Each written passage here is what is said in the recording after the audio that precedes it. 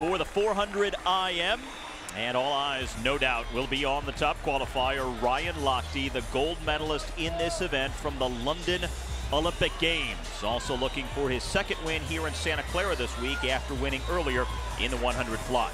And everybody tells me I say it wrong, but you see his cap right there? How would you say that? Jet. I say jet.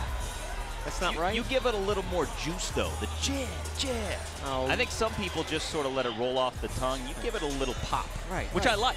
You like that better? I do like the pop, yes, indeed. All right, well, nonetheless, he is the guy to beat, no doubt. What about where he is in terms of this event? He started his training late because he was filming the reality show, now trying to get up to speed. This is an event, as you know, Rowdy, you can't hide. You got to be in shape. Yeah, do you think he's where he wants to be? And I think that's why this event right now today will tell us a lot about where Ryan Lochte's at heading into Indy. All right. As far as his competitors, in lane number 1, Alex Wold is a 25-year-old swimming in his own pool from the Santa Clara Swim Club.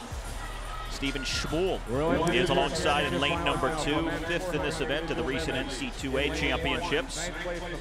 Josh Prano, lane number 3 from the nearby California Aquatic Squad in Berkeley. Also from Santa Maria, California, just down the coast. Lane number 4, Connor Dwyer, one of 16 Olympic gold medalists on both the men's and women's side combined in this Santa Clara meet. And then Ryan Lochte in lane number 5, swam last weekend in Vancouver in a Canada Cup event, looking for some more form and to polish his conditioning coming here to Santa Clara. Might get a test from the man next to him in lane number 6. Next to Lochte, it'll be Chase Kalish, who is the NCAA champion in this event. Kalish also out of the North Baltimore Aquatic Club. Alec Page is a 19-year-old from Canada in lane 7. He was 4th in the 800 free earlier in this meet. While in lane number 8, it is Adam Hinshaw from Berkeley in the California Aquatic Squad, just 19 years of age. And to finish off the field, Michael Weiss is in lane number 9, 5th in the 400 IM at the Olympic trials last summer. Just can't seem to get away from North Baltimore, Ryan Lochte. North Baltimore sounds familiar. That's the club that Michael Phelps swam at for so many years. Bob Bowman.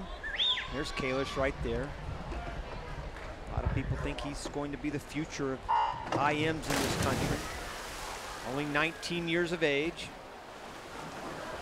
What's the toughest thing for Lochte, in particular with this event, as he gets back to his best form?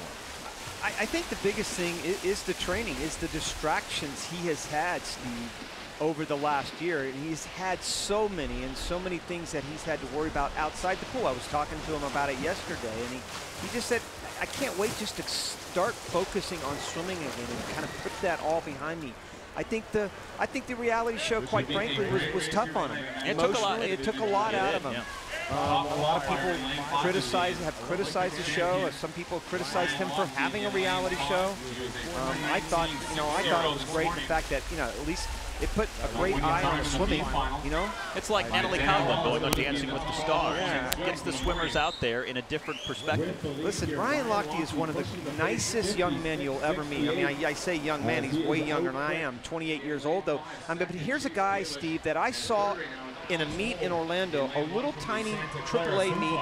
Must have been 800 kids there, and he literally signed autographs for 3 hours after his race was over with. He didn't leave the pool until 11 o'clock that night. He signed autographs for every single person. So I think he's aware of his position in swimming. I think he needs to put a good time in here, though. I don't think he needs to go 4:10, but I do believe he needs to slip into a top 10 of the world time this year, and that's 4:15.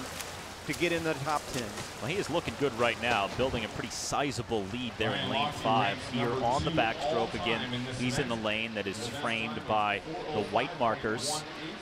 And coming up on the halfway point of the race right now. Well, he was certainly out fast, Steve. He was out 56.6 in the fly. Going into the halfway point, he has built a huge wedge between himself and the rest of the field. Let's check out the halfway point. He's going to be close to being under 2 minutes. He is 1:59.5. That is very fast. 103 plus there on the backstroke part. The last 3 world champions have all come from from the United States, Steve. 6 of the last 8 from the U.S. So this is an event that the United States has dominated. Obviously, you have Phelps, Lochte. Those are 2 big names. Tom Dolan was the other one. Lochte and Clara have actually finished 1-2 the last 2 World Championships, and those 2 Americans will be huge factors along with this guy below Lochte, Chase Kalish. Yeah, Kalish in lane number 6 right now in 2nd place. Connor Dwyer in lane 4. He's in 3rd, so the battle really in the middle of the pool right now, but not much of a battle for 1st. This is Ryan Lochte continuing to add to his lead. And this is where I think in a position right now he needs to maintain that focus.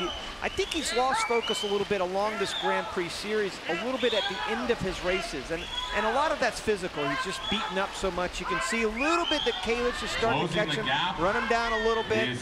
I don't think he's going to run him down altogether, but this is where he needs to kind of build a little confidence and stay confident going in this last part of the race. Kalish made up at least 3 or 4 body lengths that 100 right there in the breaststroke. He made up a lot of time there. Now on to the freestyle for the final 100, and Kalish trying to reel in Lochte.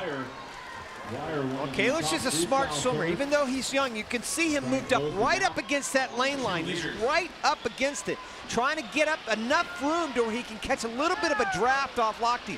Lochte's swimming smart. He's staying right down in the middle of the pool, conserving his legs a little bit. Let's see what kind of kick he's got in here the last 50 meters. Lochte, the Olympic gold medalist from London. Kalish, the NCAA champion from this year in this 400 IM. Lochte trying to hang on for a wire-to-wire win. Kalish trying to bring him back, but just can't quite get there. He's trying, though. He hasn't given up on it. Lochte's given him a little bit of breathing room. Lochte trying to hang on. Kalish making a push as they come towards the wall. Kalish making up time, but not enough. Lochte hangs on for the win in the 400 IM. And both of those times were spectacular. For this time of the year, 4:11 for both of them. That is now the 4th fastest time in the world this year for Ryan Lochte. And Chase Kalish is right behind in the 5th fastest time in the world. Wow. Quick times for the 2 Americans. And Kalish really pushed him. He really did, all the way down the stretch. And Ryan, look at his face. I laugh only because I'm so glad I'm not in that position. I'm so glad I never swam that 400 IM. Oh, the pain of a 400 IM. Good gravy. Wow. Here's the breast to free exchange right now. You can see Kalish starting to come up on him a little bit to his right. He made a lot of ground, made up a lot of ground, Steve, on that breaststroke, and then even did better on the freestyle. You kind of thought, well, then Ryan's going to hang on, no problem. Piece of cake here. He's still got that full body length, maybe full body and a half length lead, but Kalish all of a sudden just shot out of a cannon there. The last 5 or 10 meters almost caught him. But Ryan Lochte hangs on. That's a big-time swim for Ryan. And I know it hurt him, but I know he'll be happy with the time. Well, his 2nd win of the week here in Santa Clara to go along with the 100 fly. Ryan Lochte joins us now. And Ryan, we saw the pain on your face right there at the end. How did that one feel? I forgot how bad that race hurts. Oh, I'm paying for it now. How difficult is it? I only laugh. I'm not laughing at you, Ryan. I'm laughing with you, actually. But how difficult is it to train for a 400 IM? I mean, it's difficult. 400 IM, in my eyes, is pretty much one of the hardest events out there. And I mean, it's hard to train for. You got to train it every day. You got to put some yardage in, and I mean, it takes guts to do that race. And what do you think you can do now over the next month to be at your best in that? I don't even know. Are you going to swim it? First of all, are you going to swim it? Well, I can't tell you that. You got to wait and see. Oh, you have to tell us. But, you know, I'm going to go back home. Like you said, we have a month left. I'm going to work on little things, clean up my walls, my underwaters, and get my stroke technique back together. Final thought, Ryan. How difficult is it to do an interview after the 400 IM? I'm dying over here. Go swim down. Give me a break. Go swim down. We'll see you in the 200 back. You got it. So Ryan Lochte, the winner of the 400 IM and the 100 fly here in Santa Clara. We'll also see him later on here this evening as he beats Chase Kalish by just a small margin here in the 400 IM. And as we come back, it's the women's 200 free here in Santa Clara.